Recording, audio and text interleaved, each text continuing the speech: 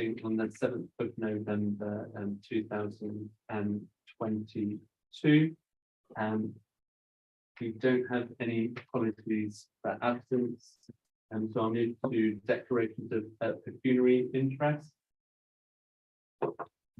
Nobody is indicating. Okay, so we'll move to minutes of the previous meeting. Agreed.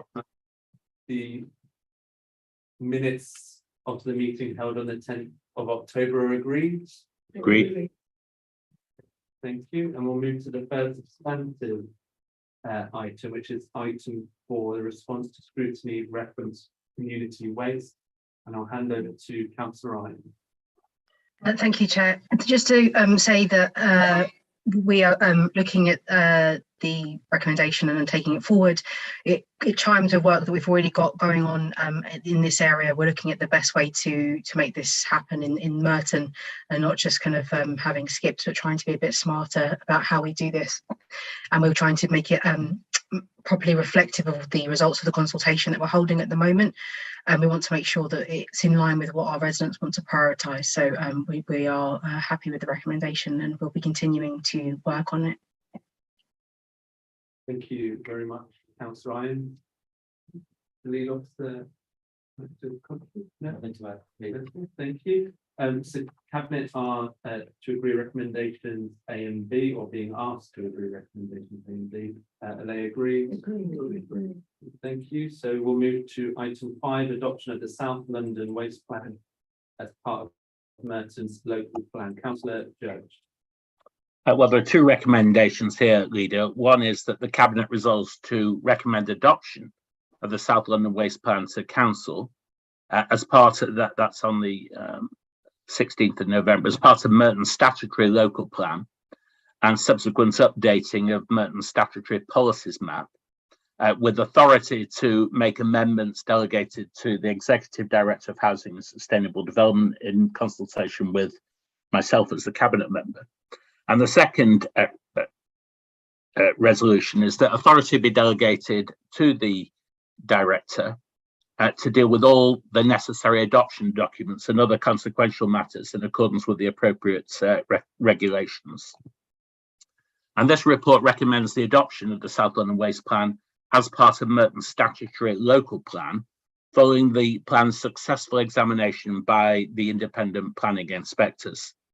And it will be one of the key documents guiding planning decisions in the borough, because the existing South London Waste Plan can no longer be considered as an up-to-date plan, as referred to in National Planning Policy.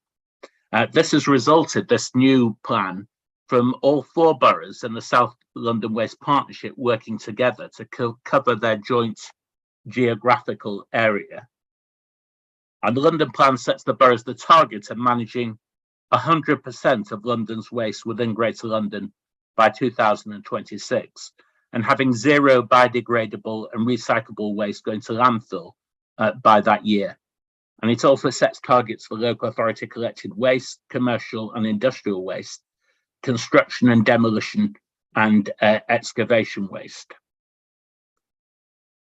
And the 4 boroughs have been successful in preparing and submitting a successful bid for government funding to support the waste plan from this year to 2037 through their joint working, and have successfully bid for 136,000 or just more than 136,000 pounds. So this relates to the waste planning functions and responsibilities of the South London boroughs as waste planning authorities. And following the public hearings, the planning inspectors indicated that some changes to the submission version were required, and the main modifications resulting from that indication were consulted on between the 14th of July and the 2nd of September this year. The evidence base for the South London Waste Plan showed that across the 4 boroughs, there are sufficient existing or consented sites to meet waste targets over the next 15 years. So it's not anticipated that any more waste sites will be coming forward, or it will be necessary to bring them forward. and they'd only be permitted if there are exceptional circumstances to justify it. Now, it's believed the new waste plan strikes a balance between meeting the London Plan waste targets, achieving net self-sufficiency in waste management, and not stifling industrial land and the need to use industrial land for other purposes. It removes the waste safeguarding designation for the Benedict Wharf site, so that can be developed as housing. And it removes the existing designation of areas with sites suitable for waste facilities from the industrial estates at Willow Lane, Garth Road and Durnsford Road. So it designates no new sites at all. So I would seek to move the recommendations as based on extensive consultation, based on the inspector's findings and a great deal of work across the 4 boroughs. Thank you. Thank you, Leader. Councillor Jones, the lead officer, like to have anything? I think the government member has covered it very fully. Thank you very much. Are there any questions, statements from colleagues? No? Okay, so we're being asked to agree recommendations 1 and 2. Are they agreed? Agreed.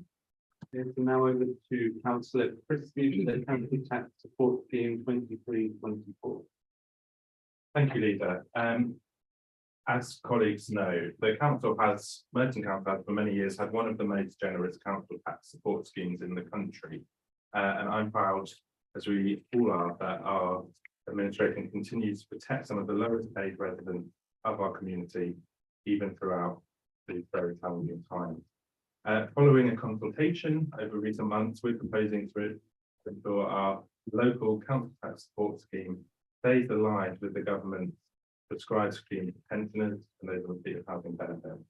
But because of the difference in decision-making timelines for the government scheme and our local scheme, we want to ensure we can make in-union payments to schemes where necessary, rather than seeing any discrepancy occur between the support pensioners and housing benefit recipients would get and those low-paid working age recipients might get. The council's support scheme, as it is this year, usually comes to full council in November each year, but the government usually makes changes later in the year or early the following year. We're simply proposing to keep our generous local scheme aligned to the government scheme and allow us to make changes in year if necessary to avoid discrepancies. So I hope colleagues agree with me that that's entirely sensible. It's in keeping with our Labour values and will support the recommendations. Thank you.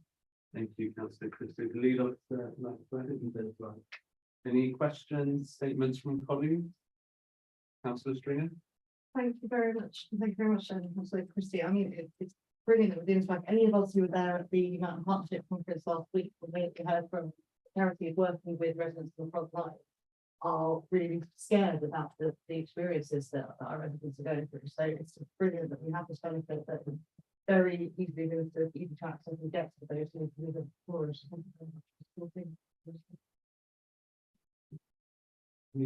Councillor Marbian. Yeah, just to add to what Councillor Stringer just said, really it's great to see the council's commitment, continued commitment regarding council tax support to residents in the borough, especially during these times when there's an increased cost of living crisis in the country. So, thank you. Councillor McCain. Thank you. I'm very conscious as the government have a responsibility for many residents are really struggling. They have to make very difficult choices. Some of those are choosing to turn the heating on, sell worse.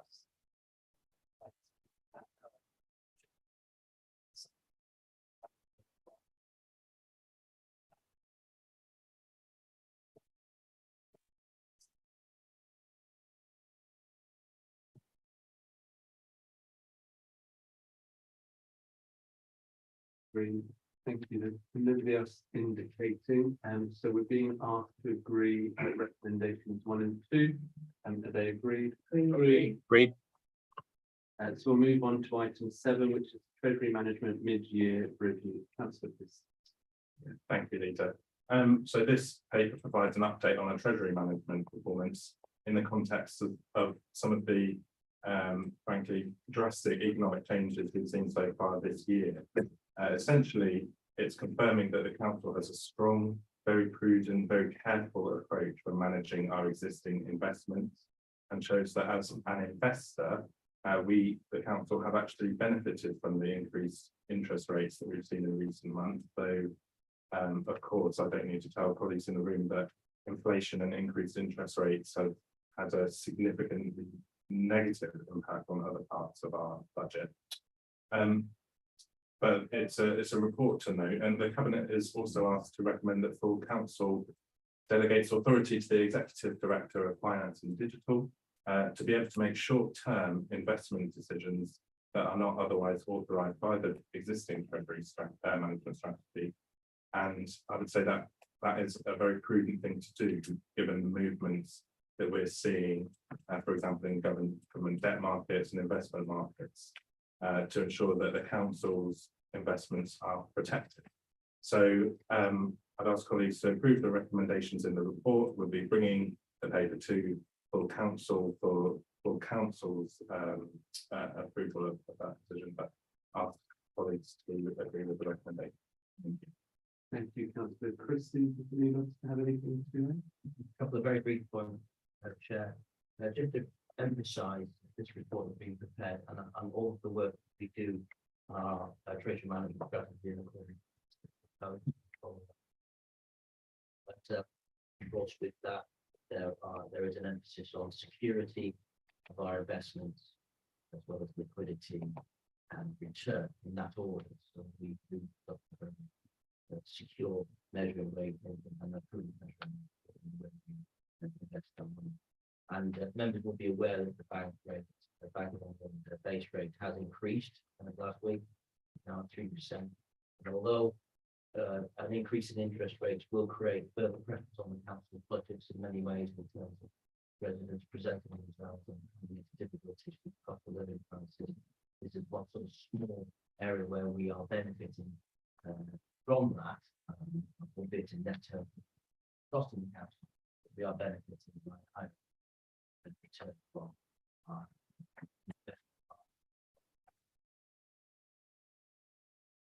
Thank you very much. And are there any questions or comments from Cabinet members?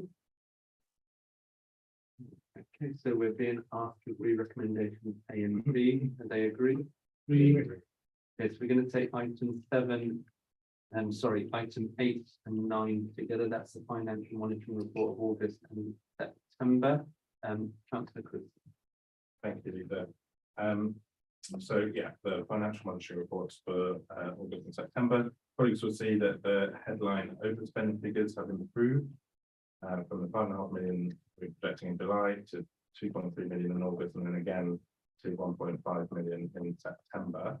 Clearly, that's good news, but I think important to note that departments are still facing significant pressures on their budget, as we've just said, as a result of the huge levels of inflation we're experiencing.